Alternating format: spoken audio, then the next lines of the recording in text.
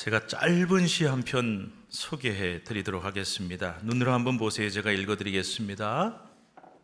장난 삼아 어머니를 업어보고 너무나 가벼워 목이 메어 세 걸음을 못 옮겼네. 정말 짧죠. 이시카와 다쿠보쿠라고 하는 일본 시인이 쓴 짧은 시입니다. 일본이나 우리나라나 세계 어느 나라나 다 이 자녀들의 마음은 비슷한 것 같아요. 시인은 이렇게 노래합니다. 너무나 연세가 들어서 여위어버린 어머니를 한번 업어봤더니 너무 가벼워서 목이 메어 세 걸음도 못 옮겼노라 라고 말을 합니다.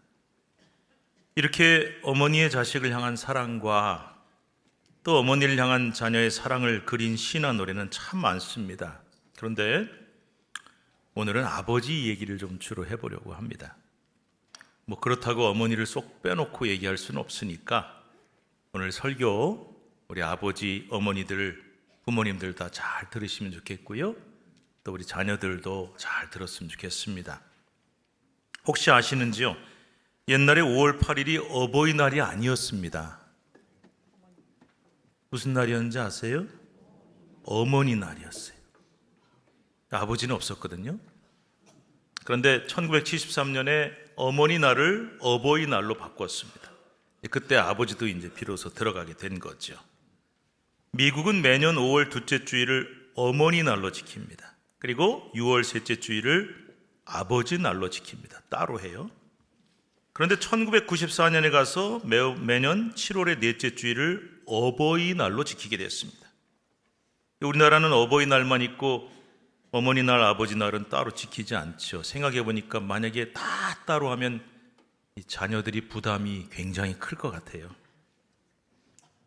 그래서 옛날에는 높고 높은 하늘이라 말들 하지만, 이 노래 어머님 은혜라는 노래 많이 불렀죠. 나 실제 괴로움 다 잊으시고, 어머님 마음이란 노래도 있었죠. 근데 아버지 노래는 없어요. 지금 있나 모르겠는데 제가 하나 찾았어요. 아버지 노래 뭐가 있냐? 아빠 힘내세요 우리가 있잖아요. 이 노래밖에는 없는 것 같습니다. 오늘 설교 후에 부를 찬송도 579장 어머니의 넓은 사랑이에요. 자, 이렇게 시나 노래나 찬송가조차도 어머니에 대한 내용이 압도적으로 많습니다. 그런데 아버지는 별로 없어요. 여러분 아시는 아버지에 대한 시나 노래가 있는지 모르겠어요. 조금 있겠죠. 그래서 말로는 어버이라고 하지만 실제는 어머니, 그러니까 나를 실제로 직접 낳아주시고 길러주신 어머니에 대한 감사나 사랑이 주로 중심이 됐어요. 아버지는 조금 밀려나 있는 느낌이 들었던 것이 사실입니다. 근데 여러분, 아버지도 좀 기억해 주시기를 바랍니다. 제가 남자고 아버지라서 그러는 거 아니에요. 제가요, 왜 어버이날인데 엄마만 챙기냐, 그래서 억울해서 하는 말도 아닙니다. 어머니의 그 크신 사랑과 숭고한 정신을 제가 몰라서 하는 말도 아닙니다. 어머니의 사랑이 너무 귀하죠. 그 사랑이 너무 소중하죠. 그러나 부모님을 이야기하고 어버이날을 말할 때 아버지를 빼놓지 말고 이야기해 주기를 바라는 마음에서 말씀드린 겁니다. 그래서 오늘 어버이주일인데 설교 제목이 아버지가 살아야 이렇게 돼 있어요.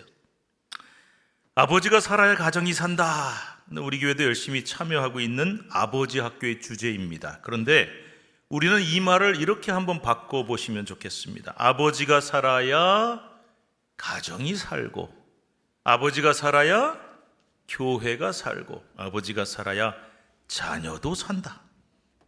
왜 아버지가 살아야 되냐? 어머니는 안 살아도 되냐? 그렇지 않습니다.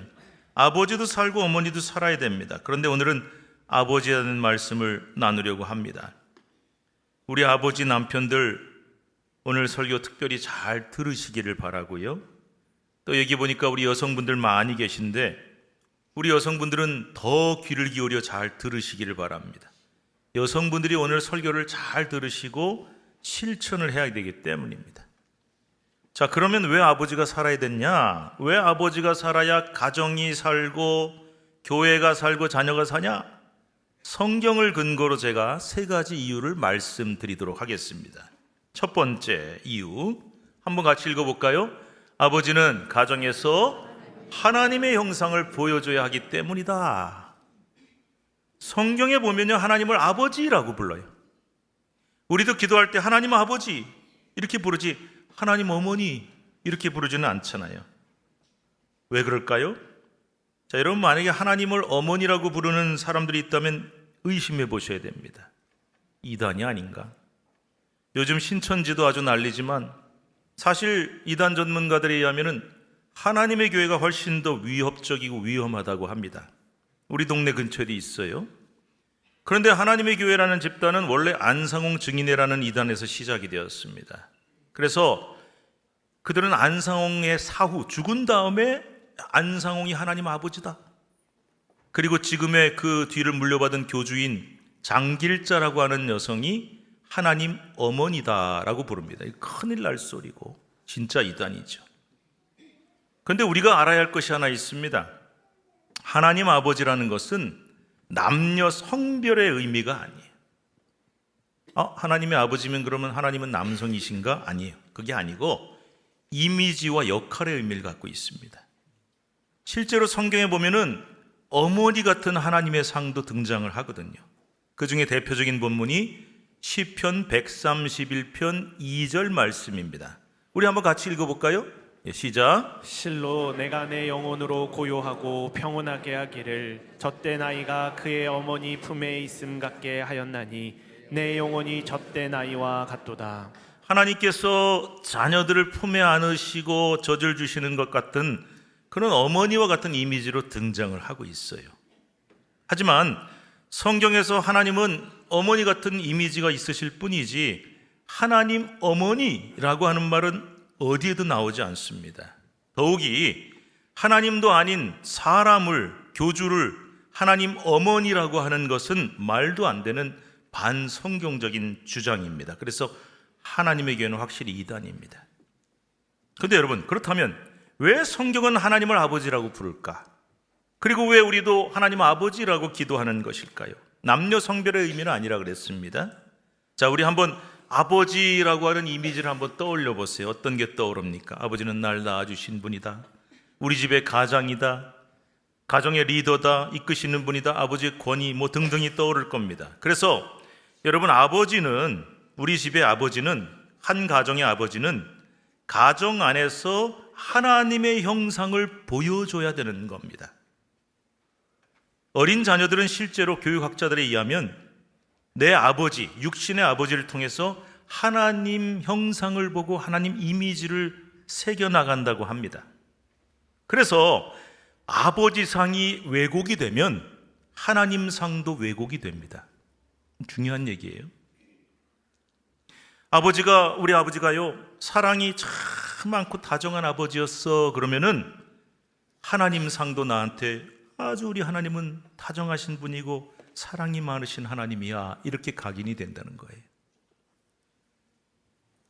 그런데 우리 집에 있는 아버지가 아주 냉정한 분이시고 굉장히 지나치게 엄격해서 늘 칭찬하고 인정하기보다는 야단만 치고 징계만 많이 하던 분이었다. 그러면 이 자녀들 마음속에 하나님상, 하나님 이미지도 아주 무섭고 냉정하신 하나님으로 각인이 된다는 거예요. 특히 아버지가 자녀들에게 왜곡된 권위를 부을 때가 있습니다. 무조건 순종을 강요하고 굉장히 억압적으로 굴거나 아니면 심지어 폭력적이다. 그러면 이 하나님상이 왜곡이 됐어요. 자녀들의 영혼에 심각한 문제가 생긴다고 해요.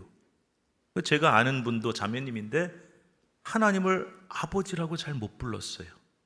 아버지 그러면 자기 아버지가 떠올랐기 때문이라 그래요. 그래서 오늘 우리가 읽은 본문 말씀 골로새서 3장 18절에서 21절에 여러분, 이 본문을 뭐라고 부르는가 하면은 별명이 하나 붙어 있습니다.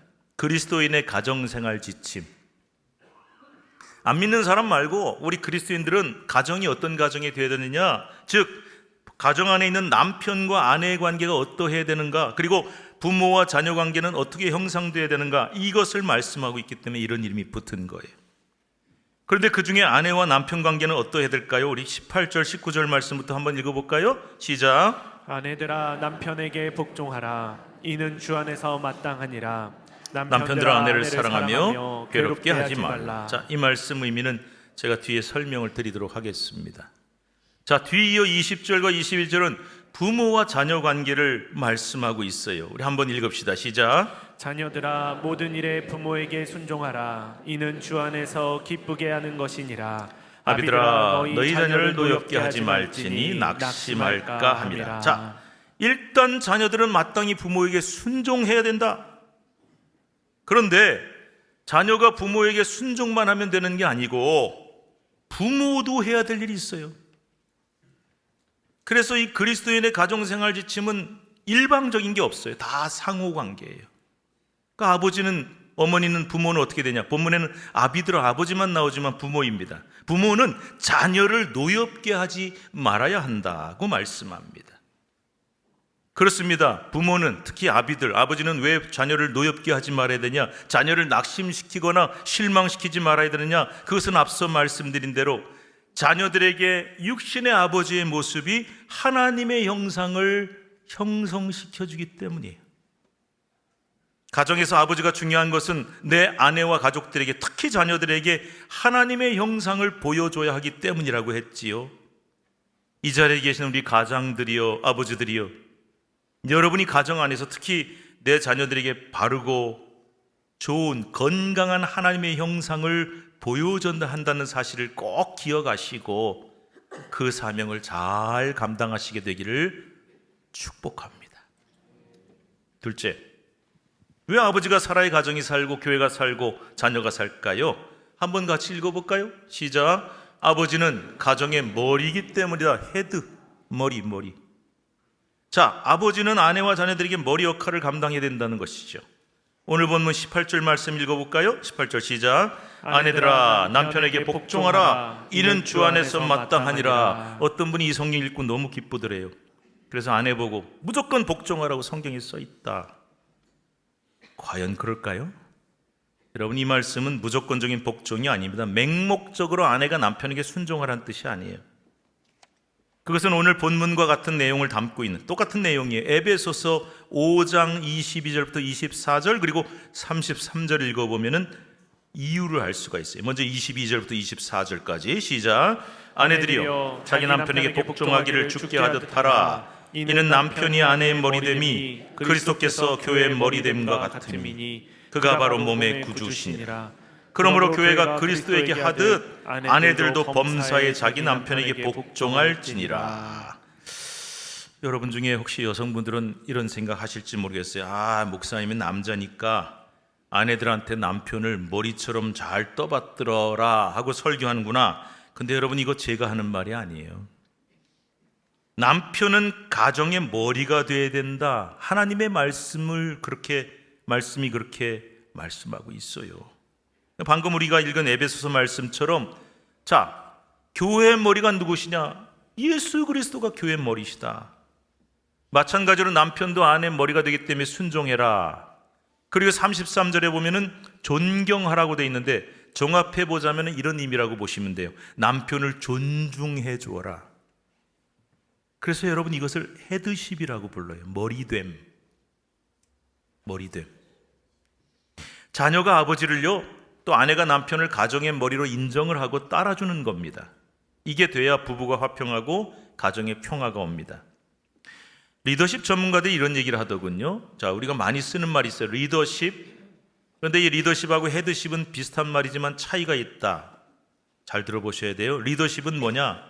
이건 지위나 직책과는 상관없이 그 사람의 지도력을 뜻하는 말이다. 그러니까 내 지위나 직책을 이용해서 사람들을 끌고 가는 게 아니라 구성원들의 자발적인 지지를 이끌어내는 능력이다. 그러니까 내가 너보다 윗사람이잖아. 내 지위가 너보다 높잖아. 그러니까 잔말 말고 따라와라. 그렇게 하면 안 된다는, 그건 리더십이 없는 거예요. 사람들이 자연스럽게 저 리더를 인정하고 따르도록 만드는 능력이 리더십입니다. 그러니까 여러분 주변에 한번 보세요. 이런 사람 많습니다. 자리는 높아요. 어떻게 올라가는지 몰라도. 권력은 있어요. 그런데 리더십은 전혀 없는 사람들도 있잖아요. 반면에 헤드십이란 거는 다분히 권위적인 측면이 있다고 합니다. 즉 헤드십은 공식적인 직위의 권위를 근거로 해서 구성원들을 따르도록 하는 것이다. 이게 무슨 말이냐? 그러니까 내가 이 자리에 있어, 내가 이 위치에 있어, 그걸로 사람들을 따르게 한다는 거죠. 그래서 이 헤드십은 위험성이 있어요. 자칫 리더십은 하나도 없으면서 내가 지도자니까, 내가 제일 높으니까 무조건 따라라, 이렇게 부정적인 측면으로 흘러갈 수 있다는 거죠. 그런데 여러분, 신기하게도 성경은 아버지의 리더십이 아닌 헤드십을 얘기하고 있어요. 물론 아버지는 리더십도 있어야 됩니다. 내가 남편이니까 무조건 부인은 순종해야 돼, 내가 아버지니까 자녀들은 무조건 따라, 그렇게 되면 안 돼요. 남편으로서, 아버지로서 진정한 리더십도 갖출 수 있어야 된다는 겁니다. 참, 남편 노릇, 아버지 노릇 쉽지 않습니다. 그런데 더 중요한 건 뭔지 아십니까? 아내와 자녀들이 내 남편을 우리 가정의 머리로 인정해주자, 우리 아버지를 우리 가정의 머리로 인정해주고 존중해주자. 조금 부족하고 약점도 있지만 그래도 기본적인 존중이 있어야 내 아버지가 살고 내 남편이 산다, 그래야 우리 가정이 살고 화평하다, 이런 마음을 가져줄 수 있어야 된다는 뜻이에요. 여러분, 아내들이 내 남편 부족한 건 모릅니까? 약점 있는 거 알잖아요. 그죠? 오래 살아봤는데 모르겠어요? 또 자녀들은 아버지 부족한 거 왜 모르겠어요? 아유, 우리 아버지는 이럴 땐 좀 문제야. 근데요, 부족한 거 알지만 남편으로서, 아버지로서 기본적으로 존중을 해주고 헤드십을 인정을 해줘야 된다는 거예요. 성경은 이것이 마치 예수님께서 교회의 머리가 되셔야 되는데, 이런 사람들이 있을 수 있잖아요. 아, 우리 교회는 예수님 머리 아니야, 내가 머리야, 이 교회 내가 세웠어, 이 교회에서 내가 제일 큰 일 해. 그럼 어떻게 될까요? 그 교회 질서 무너집니다. 큰 문제가 생기는 겁니다. 마찬가지, 한 몸의 머리가 두 개, 세 개 될 수 없잖아요. 그래서 예수님만이 우리 교회의 진정한 머리십니다, 이런 헤드십이 인정되어야 하는 것처럼, 나는 절대 머리가 될 수 없다는 것을 인정해야만 그 교회가 살고 그 교회가 평안한 것처럼 가정에서도 그렇게 해줄 수 있어야 한다는 거예요. 그래서 아내는 남편의 남편됨을, 머리됨을 인정해주고, 자녀는 아버지의 머리됨을 인정해주고, 이것이 되어야 한다는 뜻이에요. 자, 마지막 세 번째, 제일 중요한 얘기 하겠습니다. 왜 아버지가 살아야 가정이 살고 교회가 살고 자녀가 살까요? 우리 한번 같이 읽어봅니다. 아버지는 가정재단의 뭐요? 제사장이기 때문이다. 창세기 12장에 보면은 아브라함이, 하나님께서 명령하십니다. 너는 너의 고향 친척 아버지 집을 떠나서 내가 내게 보여줄 땅으로 가라. 아멘. 그리고는 떠났어요. 그래서 가는 곳마다 제일 먼저 뭐 했냐? 아브라함은 제단을 쌓습니다. 그리고 하나님의 이름을 불렀습니다. 그런데 이상한 게 있어요. 이때는 제사장이란 게 없었어요. 나중에 이제 아론이 제사장이 됐으니까요. 그 제사장도 없는데 그러면 누가 제단을 쌓아요? 누가 하나님의 이름을 불렀을까요? 바로 아브라함입니다. 아버지가 남편이 가장 노릇도 하지만 그 집안의 제사장 노릇을 한 거예요. 자, 이렇게 남편이, 아버지가 제사장이 돼서 그 가정에서 항상 제단을 잘 쌓고 하나님의 이름을 간절하게 불러야 그 가정이 사는 거예요. 그 가정의 영적 질서가 바로 설 수 있는 겁니다. 그래야 그 가정이 하나님의 가정이 될 수 있고, 그 아내와 자녀와 가족 전체가 하나님께 복을 받을 수가 있습니다. 그래서 여러분, 남편 전도가 정말 중요한 거예요. 남편을 전도하고 예수를 믿게 해야 우리 가정의 제사장 될 거 아닙니까? 아내 여러분, 불신 남편 구원을 위해서라면 뭐든지 하셔야 돼요. 그냥 우리 남편도 예수 믿어서 교회 좀 같이 다니면 좋겠다, 그 정도 하면 안 돼요. 우리 가정을 살려야 되기 때문에, 우리 가정을 살리려면 우리 남편이 제사장이 돼야 돼요. 제가 전에 한번 했던 얘기지만 한 번 더 말씀드릴게요. 기독교 방송 듣는데 이런 얘기가 나와요. 아마 그 교회에서 남편 전도주일이란 걸 했나 보죠. 안 믿는 남편들 좀 꼭 모시고 오세요. 그래서 아내가 부탁합니다. 여보, 딱 한 번만 이번 주일 우리 교회 좀 갑시다. 무슨 말도 안 되는 소리냐. 다시는 그런 소리 꺼내지 마라. 절대 안 들어줘요. 그래서 그 아내가 어떻게 했을까요? 교회 오면서 남편 구두를 들고 왔습니다.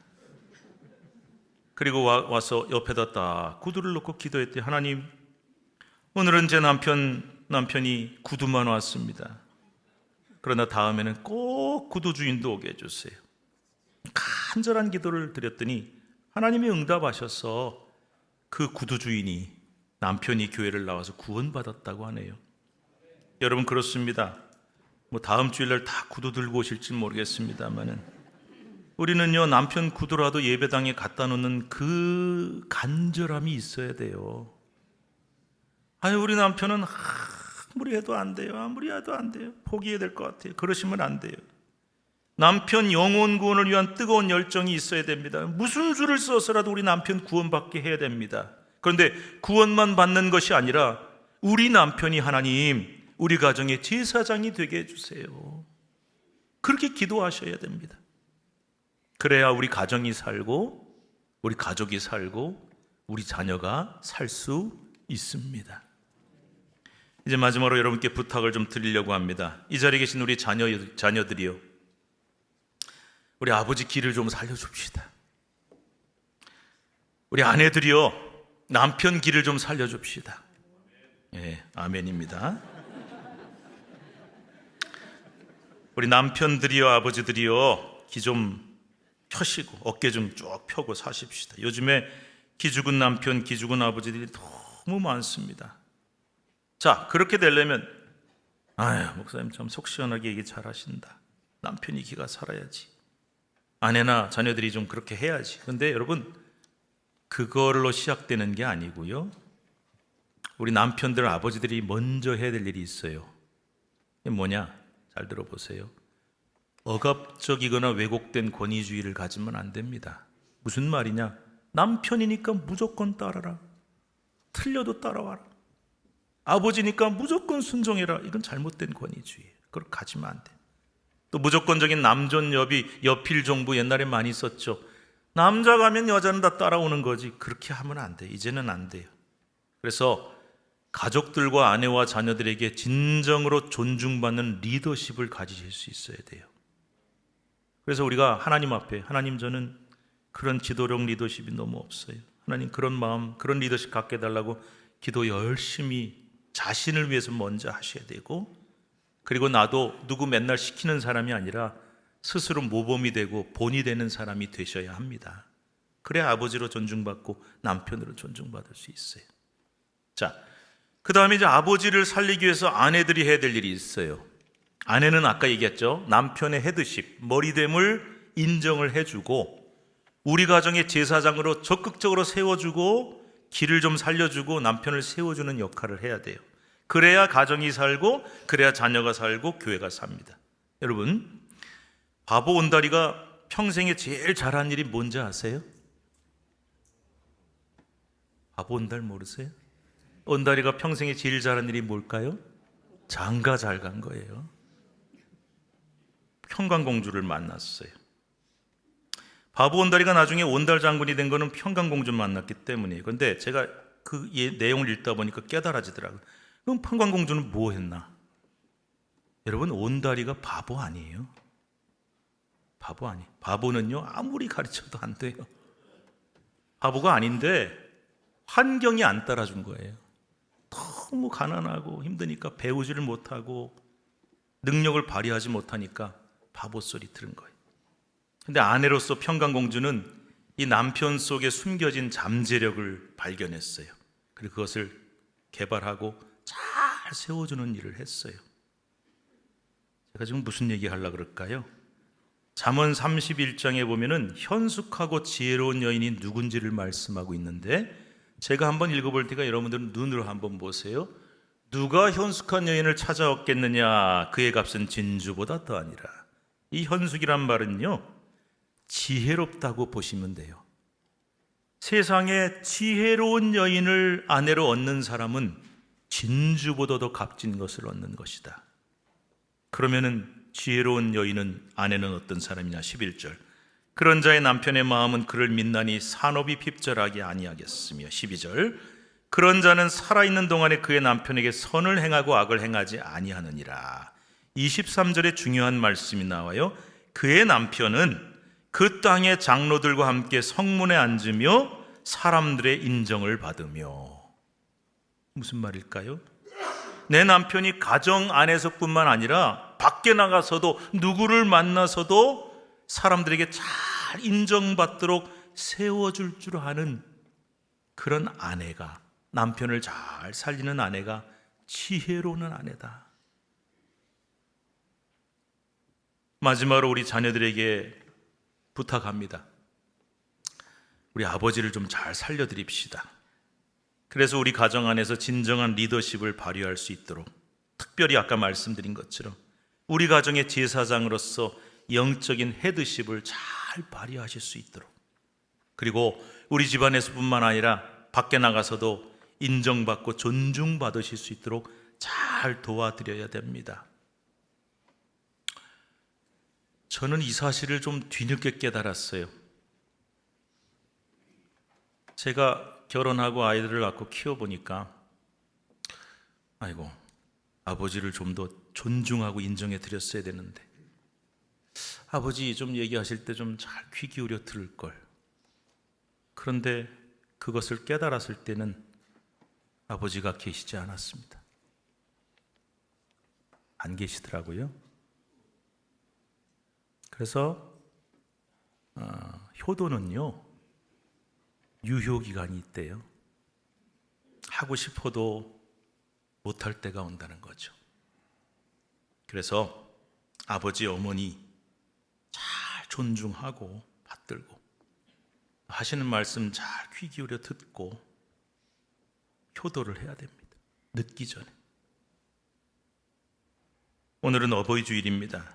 당연히 자녀들은 어버이의 은혜를 알고 감사할 줄 알아야 합니다. 당연히 자녀들은 나를 낳아주시고 품어주시고 길러주신 어머님의 은혜를 기억하고 감사할 줄 알아야 합니다. 그런데 여기에 하나 더, 뭐라 그랬습니까? 아버지가 살아야 가정이 살고, 아버지가 살아야 교회가 살고. 그래서 우리 교회도요, 정말 평생을 교회 섬기면서 눈물과 기도로 우리 교회를 세워오신 우리 믿음의 선배님들 계십니다. 얼마나 귀하십니까? 얼마나 감사합니까? 사랑하고 존경해야 합니다. 그리고 아버지가 살아야 자녀가 산다.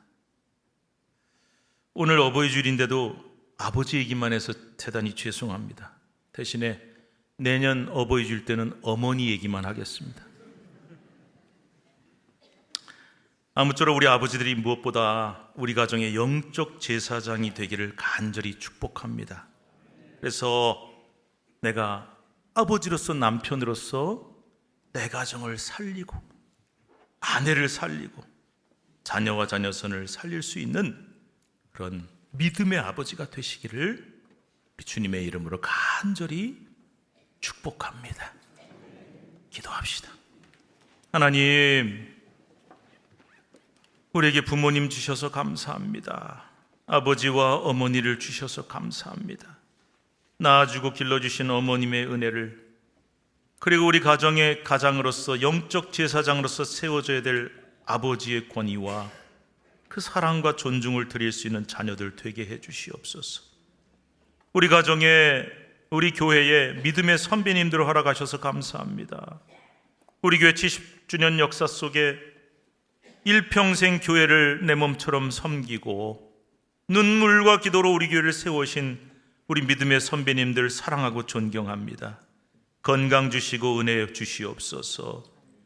오늘 주신 말씀 마음에 깊이 새기며, 아내는, 어머니는 내 남편을 세우고 자녀를 기도로 키우는 기도의 어머니가 되게 하시고, 자녀는 아버지와 어머니의 사랑을 기억하고 감사하며 유효기간 끝나기 전에, 때 늦기 전에 효도와 존중할 수 있도록 도와주시고, 우리 아버지, 남편들 힘내서 우리 가정에 정말 훌륭한 제사장이 되어 날마다 믿음의 제단을 쌓으며 하나님의 이름을 부를 수 있도록 도와주셔서 우리 가정이 살고 하나님이 기뻐하시는 가정, 우리 교회가 살고 하나님이 기뻐하시는 교회 세워갈 수 있도록 도와주시옵소서. 예수님의 이름으로 축복하고 기도드리옵나이다. 아멘.